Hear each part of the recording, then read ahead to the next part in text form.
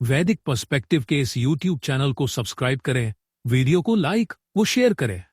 ओम यम त्वा देवासो मनवे दधुः इह यजिष्ठम हव्यवाहन यम कन्वः मेध्यातिथिः धनस्पृतम यम वृषा यम उपस्तुतः। जिस तुम्हें देवों ने मननशील मनुष्य के लिए धारण किया, यहाँ यजिष्ठ को, हे हव्यवाहन, जिसको मेधावी ने, मेध्य अतिथि ने, धनस्पृत ने, जिसको सम्यक वर्षणशील ने, जिसको उपस्तुत ने। यह मंत्र ऋग्वेद के प्रथम मंडल के 36वें सूक्त का 10वां मंत्र है। अन्य आश्रमों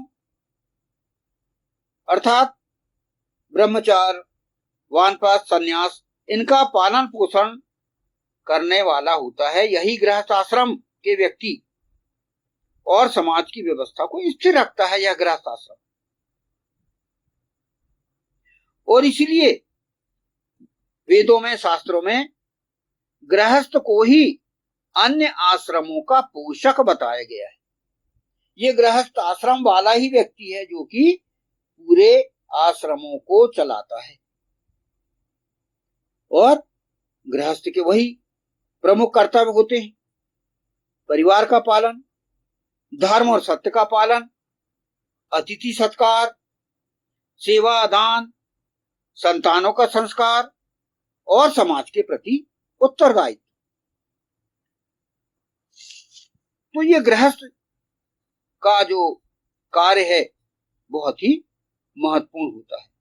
इस पर ही पूरा समाज टिका हुआ है। और गृहस्थ आश्रम केवल भोग का जीवन नहीं माना गया है, बल्कि संयम, कर्तव्य, त्याग और लोक कल्याण के साथ जीवन जीने का मार्ग माना गया है। इसलिए आदर्श गृहस्थ वह है जो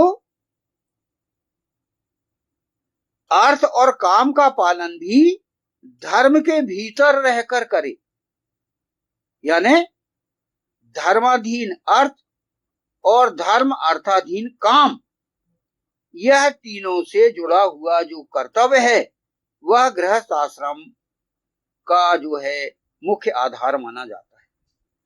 इसलिए हम गृहस्थ आश्रम को अति महत्वपूर्ण मानते हैं। और वेदों में अनेकों जगह पति पत्नी के साथ अच्छे संबंध, मधुर संबंध, ये बहुत सी बातें आपको पूरी मिलेंगी। इंद्र अर्थात पति पत्नी इंद्रियों को वश में करें, धार्मिक कर्तव्य पूरे करें, और इंद्र, अग्नि, सोम, ये सब बात बार बार ये विशेषताएं आई हैं, विशेषण है ये। इंद्र अर्थात इंद्रियों को वश में करने वाला, अग्नि अर्थात प्रकाशित होना और प्रकाश की ओर ले जाने वाला, और सोम अर्थात प्रजनन कर्म करने वाला। ये जो तीन जो विशेषताएं हैं पूरे 20,416 मंत्रों में यह आपको बार बार मिलेगा। इसीलिए इंद्र शब्द जो है वो 4,000 से अधिक बार वेद में आया है, पूरे ऋग्वेद, यजुर्वेद, सामवेद, अथर्ववेद में, कि जो व्यक्ति है सुकृत बने, अपनी इंद्रियों को वश में करे और विवाहित जीवन जीते हुए और जनहित के लिए कार्य करे, सुकृत बने, यह जो है बात वेद में बार बार बताई गई। इसलिए सम्यक वर्षणशील कौन होता है? यहां जो शब्द आया सम्यक वर्षणशील, वृषा, तो वर्षण केवल जो है जल वर्षा तक सीमित नहीं है। इसका अर्थ ज्ञान की वर्षा, कृपा की वर्षा, धन धान्य की वर्षा या लोक कल्याणकारी दान से भी होता है। इस दृष्टि से भी सम्यक वर्षणशील कहा जा सकता है। और जो सबके हित में उदारता पूर्वक, धर्म पूर्वक पोषण करे और समाज में सुख समृद्धि फैलाए, ये भी वर्षणशील का एक जो है अर्थ लिया जा सकता है।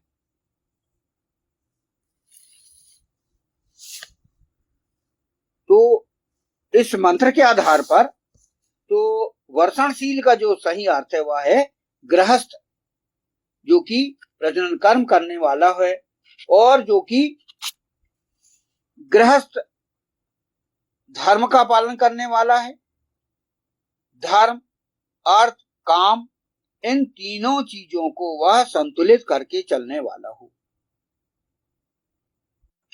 तो हम यह 10वें मंत्र को समझने का प्रयास कर रहे हैं और जो दिव्य कर्म करने वाले हैं वे मनुष्यों को धारण कैसे करें, उनके बीच में वो सेतु का कार्य कैसे करें, इस विषय में इस मंत्र में बताया जा रहा है और सभी प्रकार से तैयार किया जा रहा है कि जो दिव्य कर्म करने वाले हैं वे यजिष्ठ हों, अविवाहन हों, मेधावी हों, अतिथियों का सत्कार करने वाले हों, धन संपन्न हों, सम्यक वर्षणशील हों, ये यहां पर बात की गई।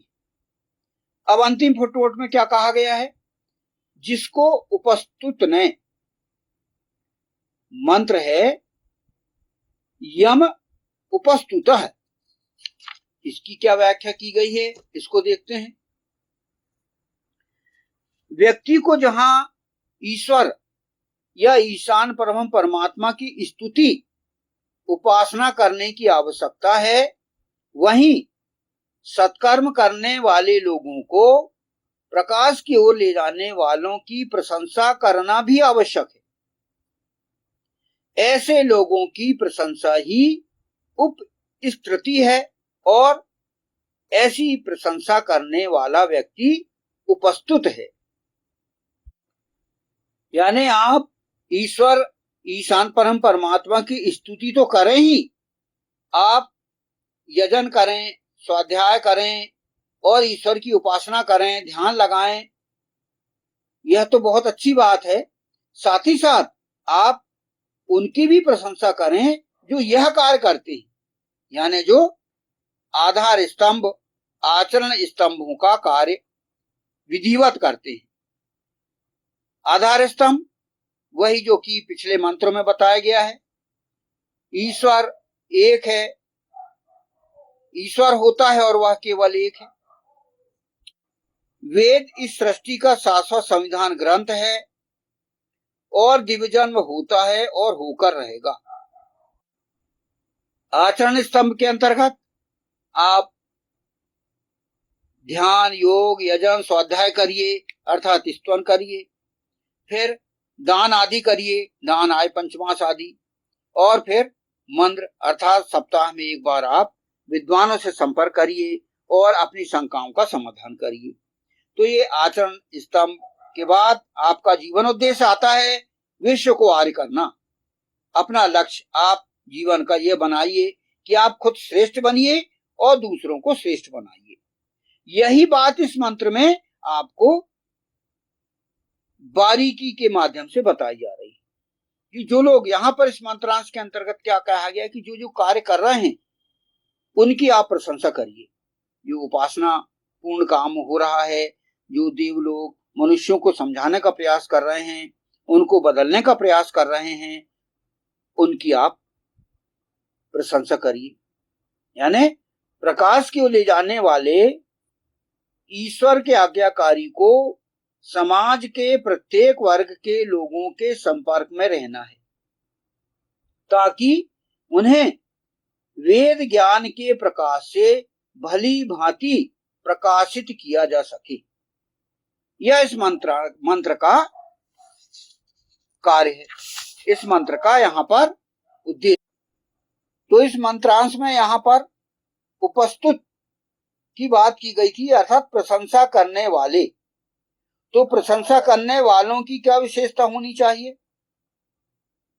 वेदों के अनुसार उपस्तुत यह प्रशंसा करने वाला केवल स्तुति करने वाला व्यक्ति नहीं होता, बल्कि वह धर्म, सत्य, श्रद्धा और ज्ञान के साथ गुणों का सम्मान करने वाला होता है। तो प्रशंसा करने वालों की विशेषताएं क्या होनी चाहिए? हम प्रशंसा तो करते हैं, मगर किनकी करें? जो धर्मशील हो, जो सत्यवादी हो, अर्थात झूठी चापलूसी और जो वास्तविक गुणों की प्रशंसा करने वाला, झूठी चापलूसी ना करता हो, श्रद्धावान हो, उसके भीतर आदर और आंतरिक विनम्रता होती है। फिर मेधावी और विवेकी होता हो, वह गुण और दोष का सही विचार कर सकता है, इसलिए उसकी प्रशंसा सार्थक होती है। कल्याणकारी वाणी, अर्थात उसकी वाणी प्रेरणादायक, मधुर और उत्साहवर्धक होती है। यानी जो किसी की प्रशंसा करता है तो यह विशेषता उसके अंदर होना चाहिए। फिर उसके अंदर कृतज्ञता का भाव होना चाहिए। वह उपकार, ज्ञान और सद्गुणों को पहचानकर उनका सम्मान करता है। ये प्रशंसक की विशेषताएं हम ज्ञात कर रहे हैं। फिर वह व्यक्ति धर्मनिष्ठ हो, उसकी प्रशंसा का उद्देश्य लोभ, भय या स्वार्थ नहीं, बल्कि धर्म और सत्य का समर्थन होता है। आत्मानुकरण की इच्छा, यह प्रशंसक में होना चाहिए। यानी वेदानुसार प्रशंसा केवल शब्द नहीं, बल्कि उन श्रेष्ठ गुणों को अपने जीवन में अपनाने की प्रेरणा भी है। तो प्रशंसक जो होता है वह धर्मनिष्ठ होता है, सत्यवादी होता है, श्रद्धावान होता है, मेधावी और विवेकी होता है, कल्याणकारी वाणी उसकी होती है, कृतज्ञता का भाव रहता है उसके अंदर, और आत्मानुकरण की इच्छा उसके अंदर रहती है, तभी वह प्रशंसक होता है।